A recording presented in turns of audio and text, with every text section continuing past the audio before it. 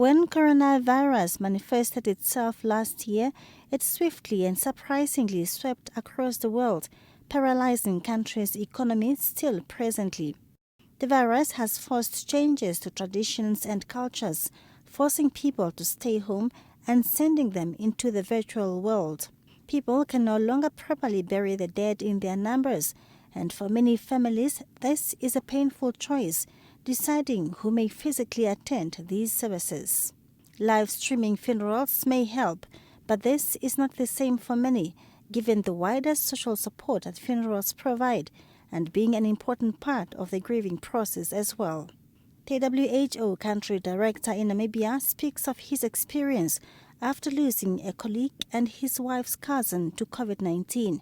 Both funeral services were done virtually. How do we console, sympathize, and encourage one another when these things are happening? You know that this is direct, and it affects you as an individual. We are talking about real people who mean a lot to us and our loved ones. The director of Center for Disease Control in Namibia and his family did not go to the U.S. like many others when COVID-19 struck. But when the pandemic hit home, he thought he needed to be there. Last month, my mother became infected, and it was hard. It was scary to be here so far away and not to be able to be there. Praise God, she recovered, even though so many in the world haven't.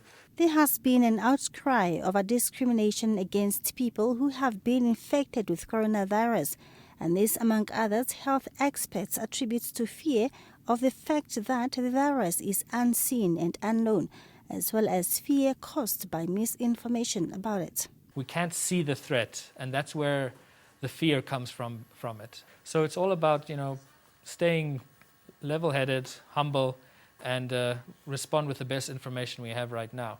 Although numbers are now increasing, Namibia is still in a good position to change the picture in terms of COVID-19, he says.